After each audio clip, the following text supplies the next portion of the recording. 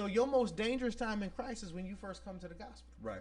Because the enemy going to tell you everything counter to what the gospel is telling you, and he going to paint the person leading you in a bad light. So the prosperity gospel, the narrative behind it is they must be stealing. Right. But I challenge everybody who has that notion to look at the income streams of those they've heard that about. Even the young pastor in New York, I don't know too much about, but I think he got robbed. You look at his revenue stream. From what I understand, his church is really small, but he do a lot of real estate. Yeah. Well, you made money in real estate. If God anointed him and blessed him to go out in real estate and make income that way, then God blessed him to make it that way.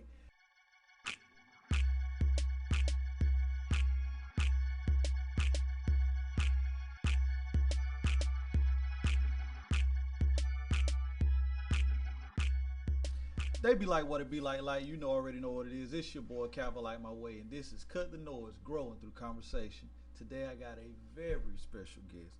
A lot of times I say very special, but I mean very, very special guest today.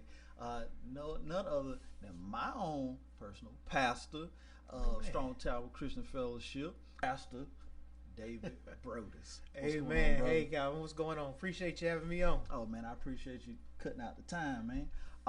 So today's topic is purpose over prosperity. But before we get into that, I want you to tell the people just a little bit about yourself. Okay, yeah, appreciate it. Well, I'm David Brodus. I am a pastor of Strong Tower Christian Fellowship. Been a pastor there almost 8 years here now.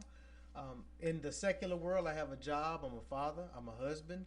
I've got 3 kids, beautiful wife, been married 20 plus years. Been in my career field about 25 years. Facilities, operations, and maintenance is what I do outside of what I do in the ministry. But the ministry, first and foremost, is my passion. My passion is people, helping people become the best versions of themselves. And so that's what I love to do. I love to help people. Man, so that's just it in a nutshell. That's me. Right, man. That's awesome. I really love that, helping people be the best version of themselves. I resonate with that personally. But today, man, I really want to talk about this whole purpose versus over prosperity. Okay. Because a lot of times, man, we had this preconceived notion, at least at time, for a season, that everybody in church be broke, right? And the ones that ain't broke feel like they don't want to take it from the people that make them broke. So could you explain to me, at least in your own personal opinion, in what vein did this prosperity come from? Okay. All right. So, this is more complex than it sounds. Yes. Right? Yeah. So let's take it back a little closer to the beginning. Okay. So the first thing is we have to understand what purpose is, and then what it is to what prosperity is, or what it is to prosper. Okay. So purpose is your reason, right? That's right. Prosperity is your result. So when you talk about purpose, it is what you are born to do, made to do. Your reason for doing what you do is your purpose. Like, for example, you go to work every day, but your purpose to go to work ain't just to go to work, right? Your purpose to go to work is to feed your family and make sure you got everything you need. Right. So your purpose drives you toward that. When I say prosperity is a result, the result of you operating in your purpose causes you to prosper, that you do have the things that you would like. So when you define prosperity or to prosper, it means well-doing, or successful is another synonym they say for it. So what the problem a lot of people have is there is prosperity. They see that as their purpose. And when you see prosperity as your purpose, then what happens is you're never satisfied. Okay. And then what happens is you'll compromise. And so what happens when that compromise happens, our Bible says that a double-minded man is wavering in all his ways. And so what happens is you seeking prosperity instead of purpose. And so you're never happy. Right. So you jump from here to there to here to there because you seeking the result without the plan, the purpose. And so the first thing first is if you operate in purpose, and if we define prosperity as success, right? If you designed and you pushed and you driven for a thing, then your outcome in that thing will be successful. Now, Another thing we do is we measure success in many different ways. And so a lot of time in this current time, what happens is success is measured simply by material things and money, but that ain't success. Right. And so that's what gets it kind of messed up. But when we talk about the church and the prosperity gospels, has been a term coined for those who do preach, go get money. You're supposed to have money. You're supposed to have abundance. You're supposed to have everything. But a lot of times what they leave out is, part of that is true, right? But what they leave out is the process to get everything. And they leave out, and people understand that it's a shortcut to, people want to believe that there's a shortcut to this thing that I determine in my mind is prosperity or well-doing or success.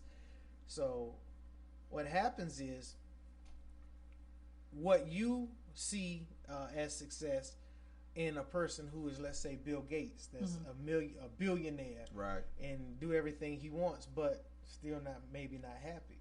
What I may see as success may be a shack. We talked about this earlier. A shack on 8 acres that's wooded, and I can just go somewhere and get peace. Right. For me to obtain that, to me, is maybe prosperity and prosperous. Okay, so with the distinction between prosperity gospel and what is the gospel? Okay, that's good.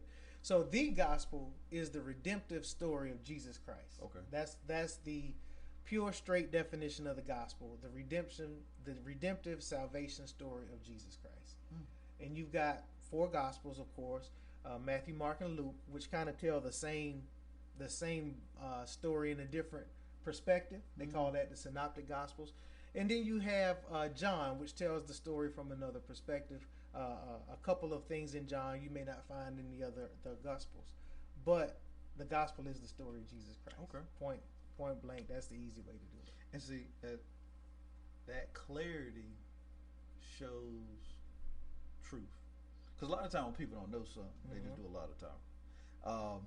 But whenever it's short and sweet, hey, that's a sign. That's it. That's how I take it. That's it.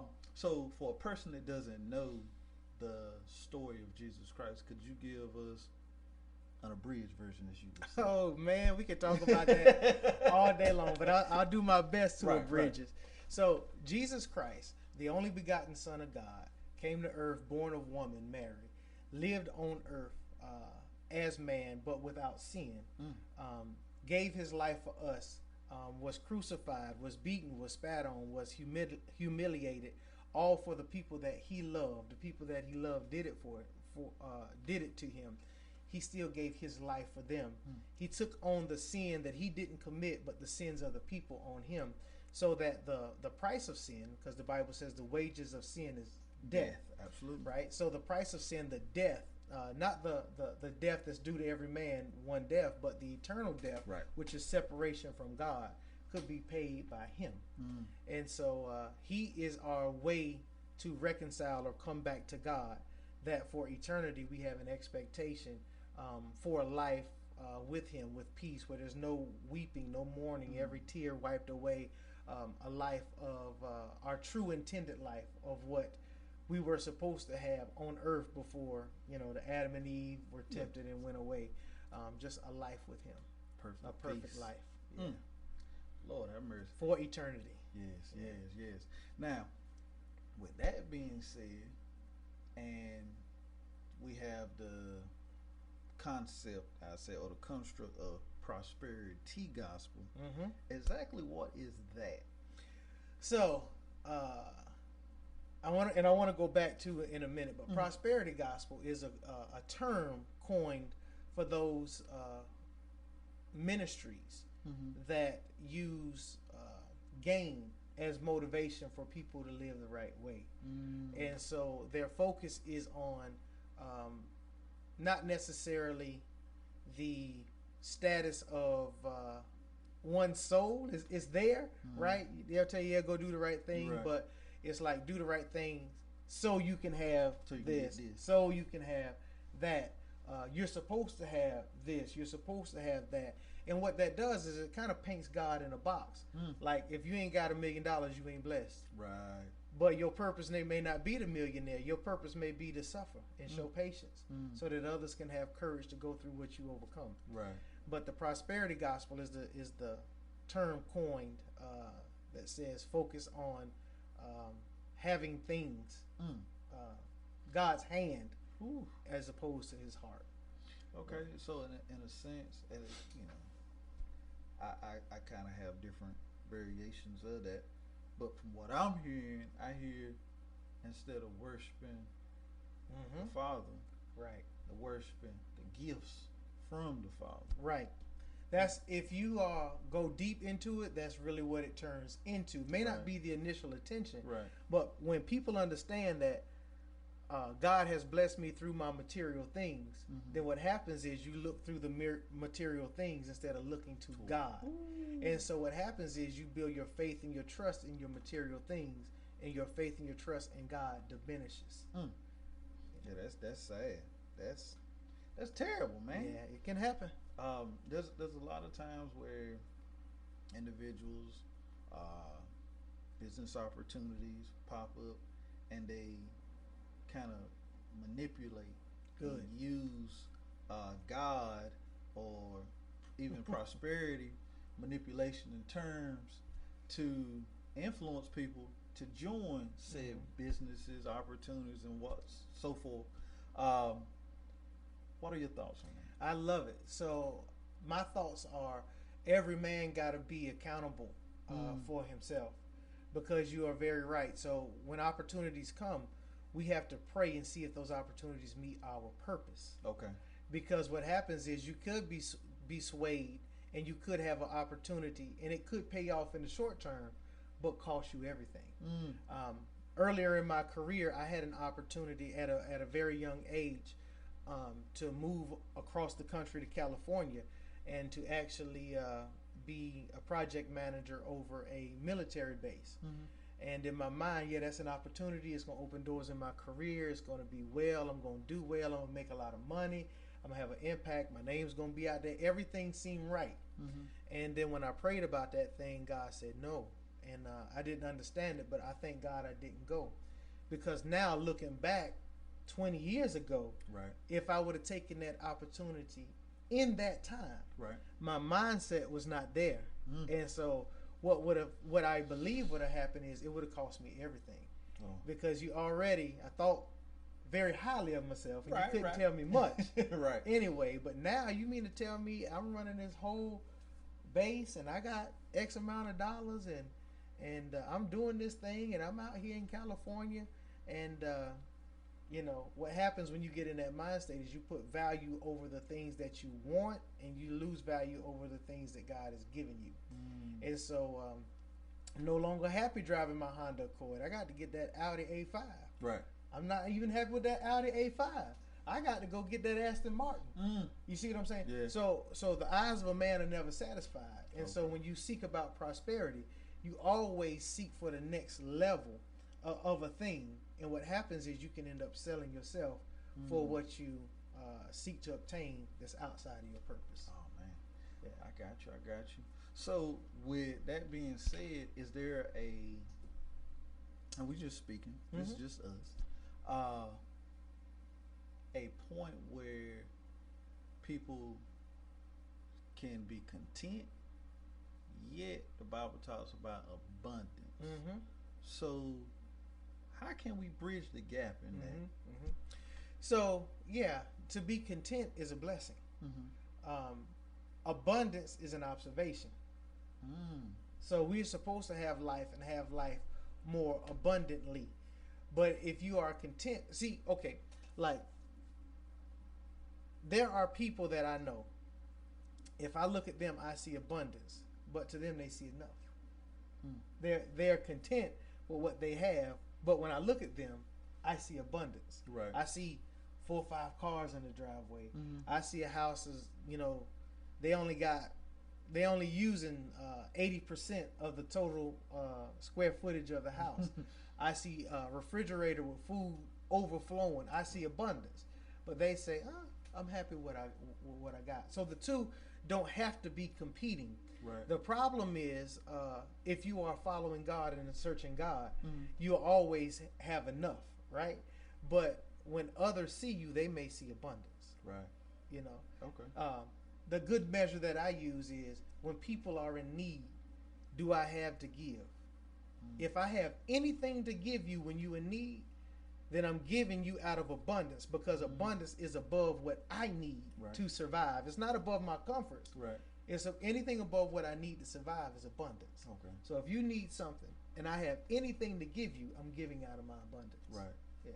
I'm pivoting just a little bit, but with that being said, there's something called mindset, right? Many times in our community, I know a lot about that. But in our community, there's a big mindset. There's a gap where there's a mindset of lack versus abundance. Can you speak on that from a spiritual context? Lack versus abundance from a spiritual context. Okay, so it kind of goes back to what we talked about earlier. When you believe for the blessings, and you define the blessings of God of material, right, then you'll see that as abundance. And what happens is you'll begin to chase those things as opposed to chasing God.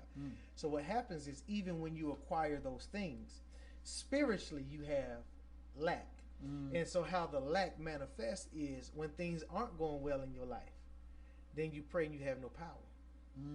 When there are you got to say that one more time. When things aren't going well in your life, the way you recognize lack on the spiritual side, when things are not going well in your life, when you pray, you have no power. When you walk into situations that you're not satisfied with, you have no ability to change atmosphere. When you are in a place and people around you are hurting, you can bring no comfort, because spiritually you are empty. You haven't spent the time seeking God. You spent the time seeking things. Right. And so it's always important to keep that perspective. If you are full of God, right? My Bible says that He shall supply all your needs according to His riches and glory. So if He supplies, you don't have to put your hands on it. Trust Him. Follow Him. He's going to lead you in the path of righteousness, and His will for you is to prosper, even as your soul prospers. Right. So if it's His will for your soul to prosper, be well, your soul, spiritually for you to be well, He'll cause you to prosper, even as your soul prosper. So as your soul is well and you follow His path, He calls you to prosper naturally in the areas where you may have once experienced lack. Okay. I like that, because a lot of times people focus on either one or the other. And we don't, because I was speaking to Brother Barry the other day, and I was talking about how at one point in my life I was pushing hard in church, right? And I was pushing hard, that was where my focus was. But by focusing so hard in church, the church, I was lacking, or I wasn't giving attention or the reverence to my first ministry in the house. Home. Exactly. Right.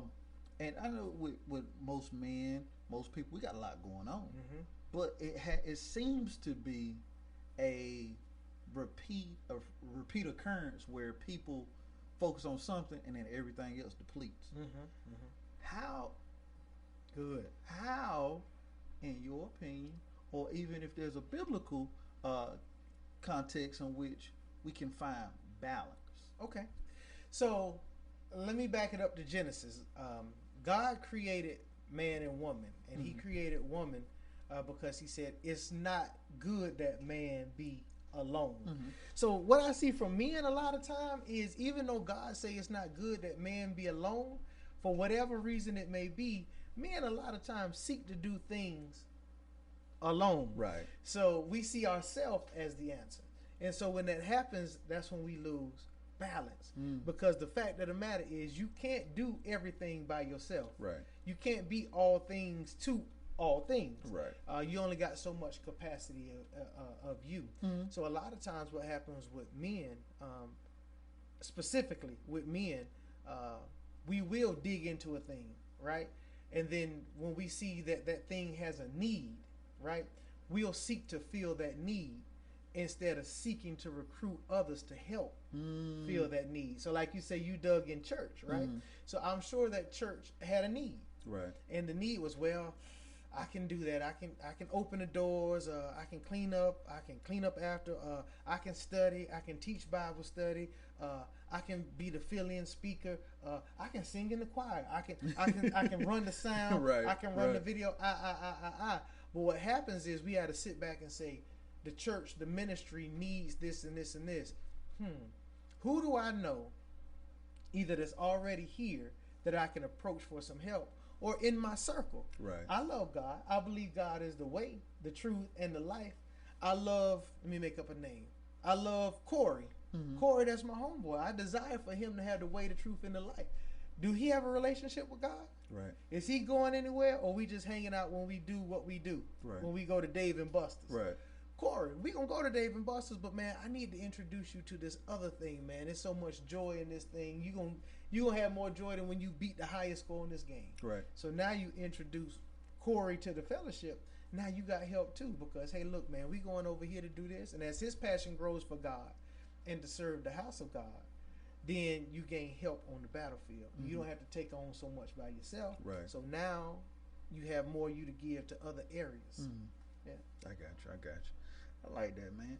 I'll go back to this thing because you said kind of two factions in some churches. You said some appear to have lack physically, and then others appear to have much physically. And then what happens is there's a pull or a war. Right. And the story that's told is the people who have much publicly must be stealing from those who got lack. So I appreciate you bringing that up, because I hate that dialogue. Right. Because if I talk about those who have been coined prosperity preachers, let's say Joel Osteen, I think he's probably right now wearing that label the biggest, even though I don't necessarily agree with it. What happens is they see Joel Osteen with much, and yeah, there are some people in his city who don't have much. So they see his abundance, but they don't see his prayer. They see his abundance, but they don't see his study. Right. They see his abundance, and they see the facility of the church, and they say, well, he must be taken for the church. A lot of times these pastors like Joel Osteen, I'm not saying him exactly, Right. but I can speak for myself. Yeah. We don't take a dime from the church. Right. Joel Osteen write books. Yeah, he do. T.D. Jakes write books. He gives seminars. T.D. Jakes make movies. Yeah. T.D. Jakes made a CD. Yeah. So when you have income coming out, when you have prayed to God and he show you your ability to get wealth, then what the enemy do is misrepresent the facts. Oh, okay. And the enemy will misrepresent the facts that, oh, he got a Ferrari, he must be stealing from the church, because you see the church is big. Well, if he's stealing everything from the church for a Ferrari, how do you think the church stay big? There's a whole lot of truth in that now. You know, so what the enemy will do is misrepresent the ministry and misrepresent the messenger of the ministry in an attempt to cloud the judgment of those who are babes in Christ at this point. So your most dangerous time in Christ is when you first come to the gospel. Right. Because the enemy going to tell you everything that is counter to what the gospel is telling you, and he going to paint the person leading you in a bad light. So the prosperity gospel, the narrative behind it is they must be stealing. Right. But I challenge everybody who has that notion to look at the income streams of those they've heard that about. Even the young pastor in New York, I don't know too much about, but I think he got robbed. Yeah, recently. Yeah. So, you know, I don't necessarily agree, you know, but style is style. My style ain't here. People say I'm country. I can dig it, right? Yeah. But if he has millions of dollars of shoes and jewelry or whatever, okay. But you look at his revenue stream. From what I understand, his church is really small, but he do a lot of real estate. Yeah. Well, you made money in real estate. If God anointed him and blessed him to go out in real estate and make income that way, then God blessed him to make it that way. If he is supplying for his church and his church doesn't have need, even though it's small, then he's doing that thing. So you can't say, especially if he got a small church, that he's stealing from the church. That's true. Because where you get the millions of dollars from? Right. Yeah. I mean, I get that in a sense, like, because I mean, you break it down, it makes sense.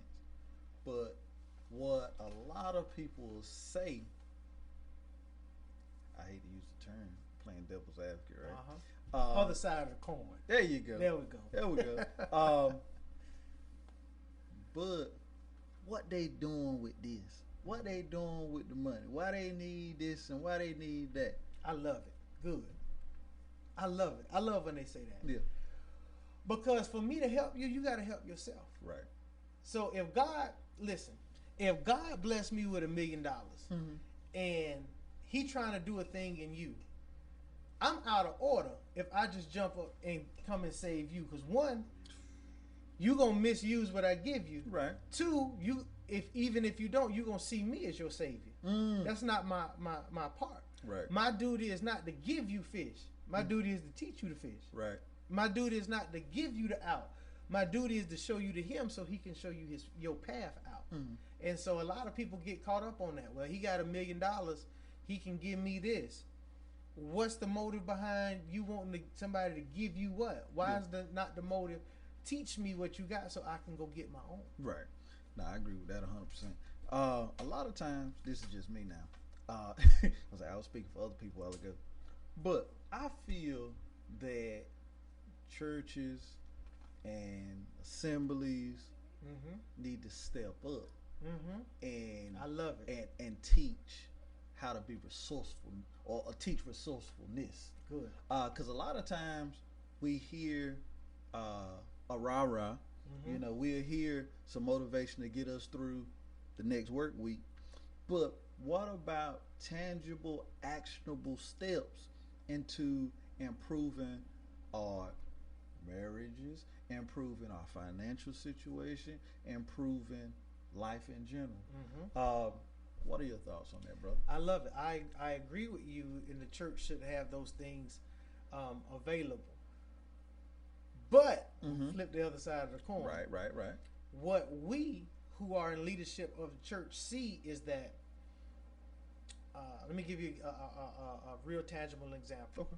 I had at Strong Tower, we had a men's symposium where we brought in the area's leading urologists to talk about prostate health and men's health and PSA levels and prostate state checks.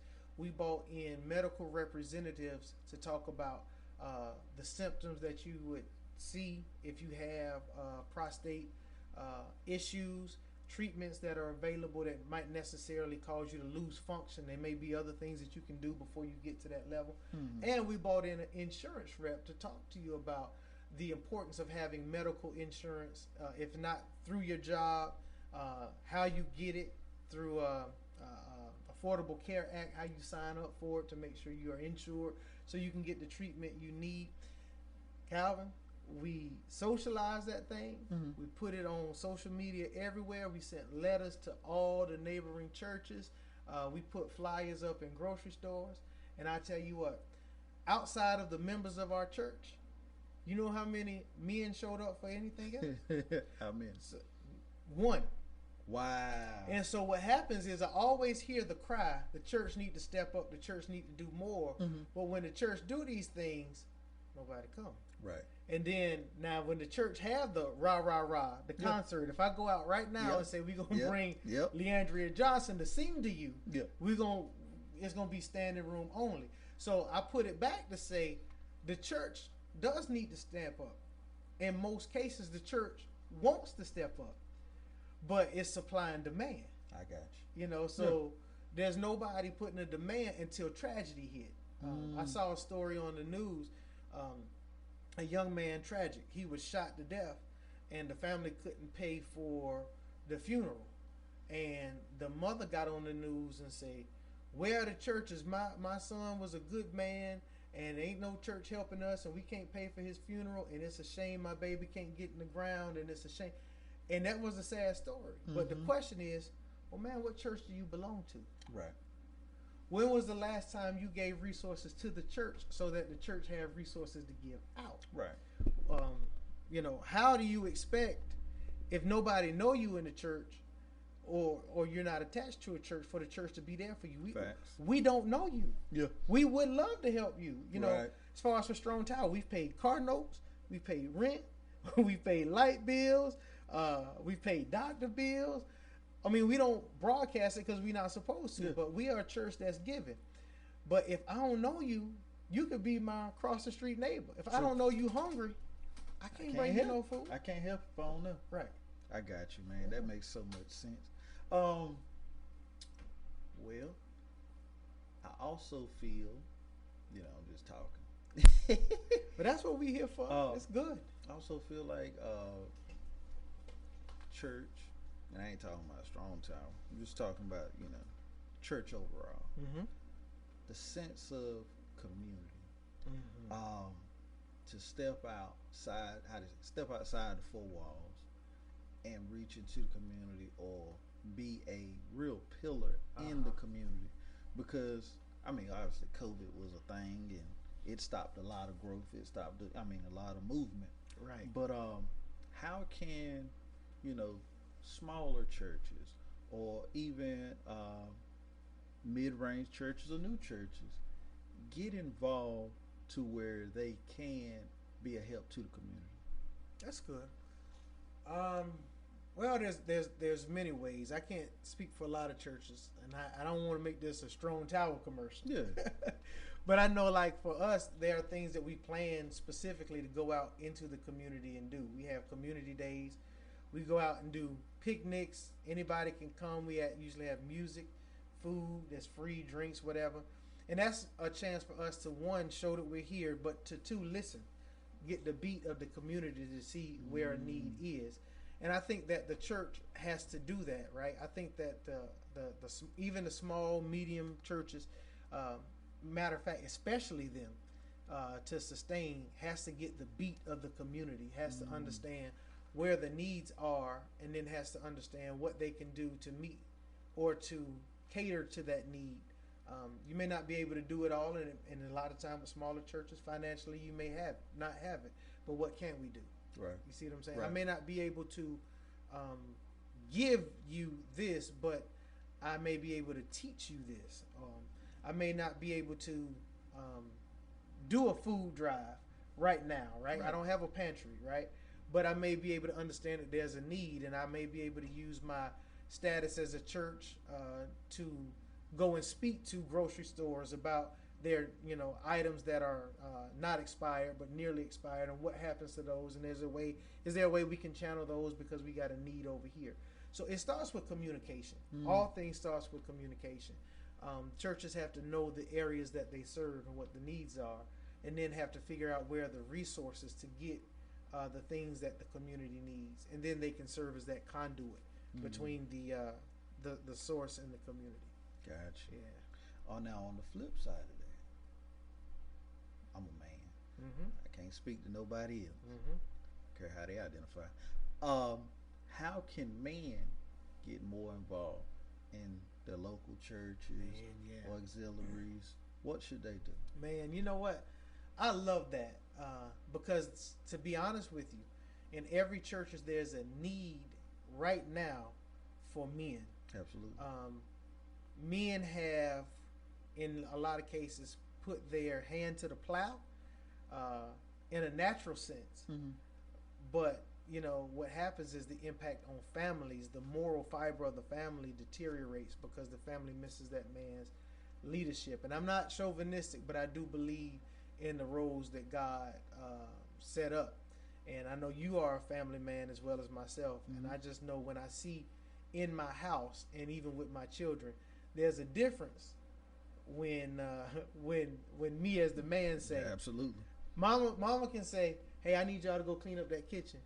Okay, all right. But when daddy say, hey, go clean them dishes up. That's right. Dishes get done quickly. It means something. So there's a need for men in the churches. So what I would encourage men to do is, if you have a desire where you have an opportunity, go where you led.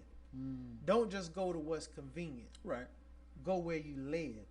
It may be a small church, it may be a mega church, who knows? But you may have drive by and saw it, and something on your heart say, I'm gonna stop in there one day.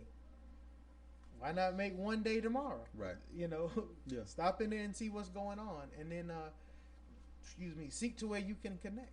Right. Yeah. Man, But there's a need for men, but churches too have to realize that men are interesting. Yeah. Because a lot of times men are closed because we understand we carry the burdens for our families. Right. And men are funny. We need validation. And so we don't want to look like we're not being good men or carrying the load for our families.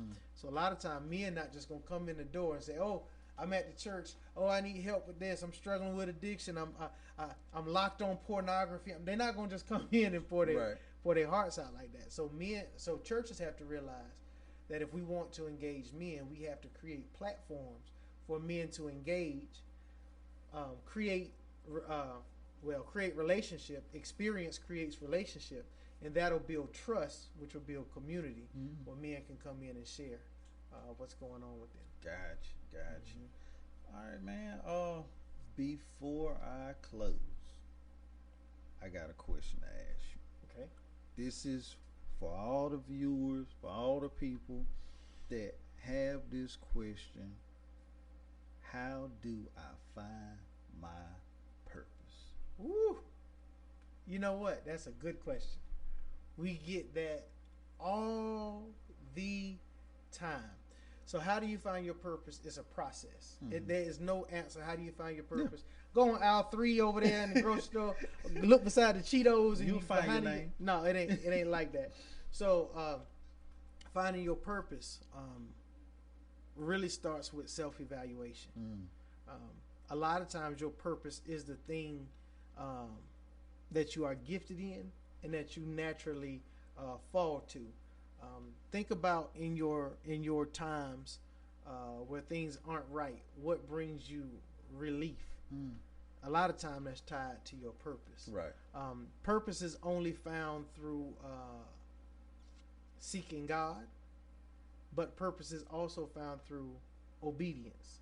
So when you seek God, I'll give you my story. My family is teachers, and so all my life I heard, you got to go to college. You got to, you're going to be a teacher. You got to be a teacher. all my families, that's all I knew. Well, as a kid, I used to like to tinker with stuff, and my dad used to get mad because in his little tools in his garage, I go out there messing with stuff, and I ain't know how to put stuff back where it belonged. And so he go out there looking for a screwdriver, and he couldn't find his screwdriver. Right. He'd be like, "You always messing with my stuff. Leave my stuff alone." So then I would try to build like little dog houses, and I would take my bicycle apart and put my bicycle back together. I just like to do that. But you got to be a teacher. You got to be a teacher. So when I graduated high school, I tried out college, and it was probably the most miserable year of my life because I was outside of my purpose. Yeah. In my mind, I understood that if I was a teacher, I might have some consistency and in my life as far as my bills and financially. I'm not going to say I'd be rich, but I'd have some consistency. Right. And that's what my family taught me was honorable. But what I learned in my beginning of training for that is I was not happy because I was outside of my purpose. And so what happens is obedience has to step in to God. So I dropped out of college, and my family let me have it. Yeah, that's another story. Right. But what happened is when I dropped out, I began to go back to the thing that I was interested in. I began to work in, look for training and to work in trades, and I did well in trades. I provided for my family in trades. My salary in trades is, more than double of what it would have been if I was a teacher. And so it's tied. Purpose is a lot of times tied for that. It's not necessarily that somebody else is going to tell you your purpose, but you have to have a seeking. You have to have an examination of yourself to figure out what you enjoy, what motivates you. And then what happens for that is you have to seek God for how to activate and get active in that thing that's your purpose. A lot of times people miss their purpose because it's skewed by prosperity or a desire for prosperity. Right. But you got to believe God when he say, I give you the ability to get wealth. So if you working in your purpose, God is going to line that thing where you'll have the ability for everything you need, including wealth. So purpose starts with self-examination. There's no easy answer. It starts with dedication to God. Purpose, I believe purpose comes from God. Mm-hmm. It starts with dedication to God and seeking Him. As you seek Him, I believe that doors open. I still am one who believes in leadership when we start talking about church. Mm-hmm. I know a lot of our society now says you don't need pastors, you don't need no man to tell you nothing. But biblically, I always saw God speak to people through people. I did see an occasion where He spoke to a man through a donkey. but I saw God speak to people through people. So for me, is you pray to God, yes. God give you the message, yes. But He send you confirmation through man. Mm. And so a lot of times when you get purpose and you hear it from God, your circles will confirm what that purpose is. Okay. And like you say, hey man, I think I want to start a podcast. Mm. I'm really thinking about it. I'm sure God put that on your heart. And I'm sure as you socialize that with your circle, some of your friends say, man, that'd be dope. Because we don't get to talk about things from the perspective that we live in. It'll be good to hear your voice. Confirmation comes. Right. Now, you went out on faith. You invested in the thing that God put on your heart. I see microphones. I see cameras. I see inputs. I see crossovers. I see computers. You invested in the thing that's your purpose. So I believe by faith that as long as you are faithful for this, then it's going to have an impact. And I believe whatever you need to continue in this is going to be supplied. Got you. Man, I appreciate that. Is there anything that you would like to share that God may have on your heart? The floor is yours. All right. God, this season is interesting. At the church, here lately, I've really been seeking God in such that I haven't been speaking much. Mm-hmm. Matter of fact, I don't think I have spoken in the last month. I've been seeking Him. And what God has put on my heart is that in these times, these are dire times, and that we have to get back to our first love. Mm-hmm. Many people have left their first love. Our first love is Him, is our Creator. And so if we look at it in a natural sense, a lot of times with people, your first love is your mother, because that's who you seen. That's who fed for you when you was a baby. That's who provided you clothes. That's who gave you what you needed. But in truth, our first love is God. He created us. He put us in a place that we are provided for. He kept us out of danger that we were able to get to the age that we are now. And so God says a lot right now, a lot of us have left our first love. And so my encouragement to everybody is, don't worry about prosperity. Prosperity come when you operate in your purpose. Every need will be supplied. But seek your first love.